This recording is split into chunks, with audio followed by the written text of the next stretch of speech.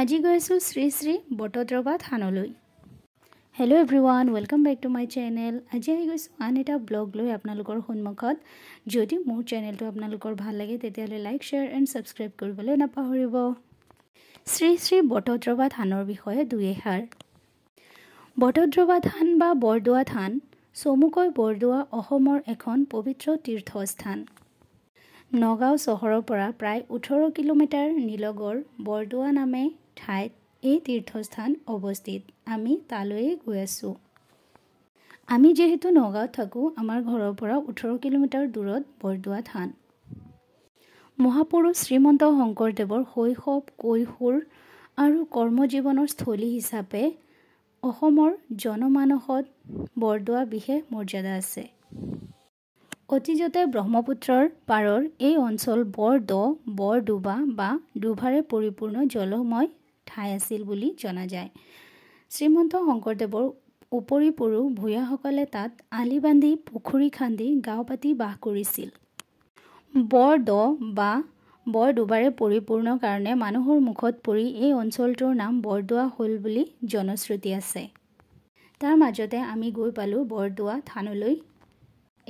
এইখন 2য় number gate. প্ৰথম গেটেদি আমি সোমাব পৰা নাই, কাৰণ তাত নাম কীৰ্তন চলি আছিল। আমি আহি গ'লোঁ 2য় নম্বৰ গেটেদি। তাৰপিছত আমি সোমাই গ'লোঁ ভিতৰলৈ। বৰদোৱা থানখন আগৰ পৰা বহুত ধুনীয়া কৰি তুলিছে। আগত অলপ মাটিলৈকে বিয়পি আছিলে, কিন্তু এতিয়া এই থানখনে 286 বিঘা মাটিকালি আগুৰি আছে। এই ধুনীয়া ধুনীয়া বিল্ডিংবিলাক দেখিব পাইছেনে? এইবিলাক দূৰ দূৰণিৰ পৰা অহা ভকতসকলৰ বাবে থাকিবলৈ ব্যৱস্থা কৰি দিয়া হৈছে। এই বিল্ডিংবিলাকত তেওঁলোকৰ যাতে আহি কোনো অসুবিধাৰ সৃষ্টি নহয়, কোনো অসুবিধাৰ সন্মুখীন নহয়। 19 বছৰ বয়সতে 1486 খ্ৰীষ্টাব্দত শ্ৰীমন্ত শংকৰদেৱে বৰদোৱাতে শ্ৰী শ্ৰী বটদ্ৰৱা থানখনৰ স্থাপন কৰিছিল।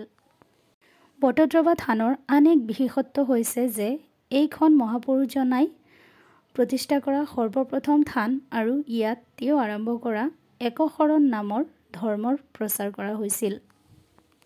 এইবাৰ আমি গৈ আছোঁ আকাশী গংগাৰ ফালে। আকাশী গংগাৰ ফালে যাওঁতে দুয়োফালে ৱালত গুৰুজনাৰ বাণীসমূহ লিপিবদ্ধ হৈ আছে। বৰদোৱাত আহিলে কিবা এটা মনটোত ভাল লাগি যায়। হয়, এয়াই আমাৰ অসমৰ ইতিহাস। আৰু আমাৰ নগাঁৱৰ বটদ্ৰৱাত এনেকুৱা এখন ডাঙৰ সত্ৰ বৰদোৱা থান আছে বুলি আমাৰ প্ৰাউড ফিল হয়। এই সৰোবৰখন দেখিছেনে? এই সৰোবৰখনৰ আন এটা নাম আকাশী গংগা। এটা তথ্য অনুসৰি এসময়ত হেনো প্ৰচণ্ড খৰাং হৈছিল। সেই খৰাঙত মানুহৰ বিলাই বিপত্তিৰ সীমা নোহোৱাত মহাপুৰুষ শ্ৰীমন্ত শংকৰদেৱে ইয়াৰ পৰা পৰিত্ৰাণ পাবলৈ এজোপা বটবৃক্ষৰ তলত ৰাতি নাম কীৰ্তনৰ আয়োজন কৰিছিল। উল্লেখিত যে বটবৃক্ষজোপা আকৌ বিষ্ণুৰ গাৰ এডাল নোমৰ পৰা সৃষ্টি হোৱা বুলি কয়। সময়ত নাম কীৰ্তন শেষ হ'ল আৰু সকলো ঘৰাঘৰি হ'ল।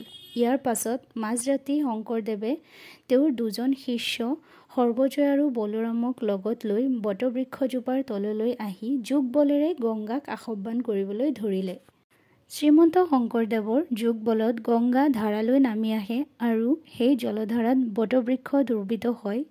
সেয়ে সেই ঠাইতে মনোৰম সৰোবৰৰ সৃষ্টি হয়। আকাশৰ পৰা গংগা নমাই অনা বাবে এই সৰোবৰৰ নাম আকাশী গংগা নামেও জনাজাত।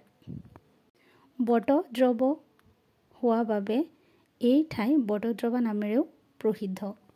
বৰদোৱাতেই শংকৰদেৱে প্ৰথম কীৰ্তন ঘৰ সজাইছিল বুলিও জনা যায়। ইয়াতেই শংকৰদেৱে প্ৰথম চিহ্নযাত্ৰা ভাওনা কৰি দেখুৱায়। 1470 চনত 21 বছৰ বয়সত শংকৰদেৱে বৰদোৱাত ফাকুৱা আৰু দৌল উৎসৱৰ সূচনাও কৰে। বৰদোৱাতে তেওঁৰ আইতা খেৰসূতীৰ লগত তেওঁ লালিত পালিত হৈছিল। বটদ্ৰৱা থানত যিখন কুঁৱা আছে, সেই কুঁৱাত গা ধুইছিল আৰু আকাশী গংগা ভকতসকলৰ বাবে আছিল।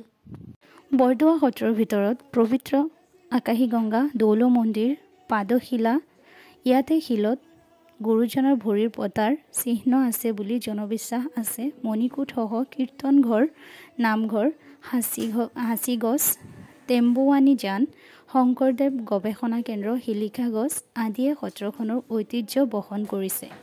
1985 চনতে অসম চৰকাৰে ইয়াত এটি ক্ষুদ্ৰ সংগ্ৰহালয় স্থাপন কৰিছিল। শংকৰদেৱৰ সময়ৰ বহুতো সামগ্ৰী ইয়াত সংৰক্ষিত হৈ আছে। তাৰ ভিতৰত বটদ্ৰৱা থানৰ মুখ্যদ্বাৰ, গুৰু আসনৰ ভগ্নাংশ, ৰাধাকৃষ্ণৰ কাঠৰ যুগল মূৰ্তি, সেই সময়ৰ কাঠৰ শৰাই, কাঠৰ বাতি, চৰিয়া আদি অন্যতম। এতিয়া অসম চৰকাৰে নতুন প্ৰজেক্ট বনাই আছে বটদ্ৰৱা থানক লৈ। এয়া আমি পিছত চাবলৈ গ'লোঁ।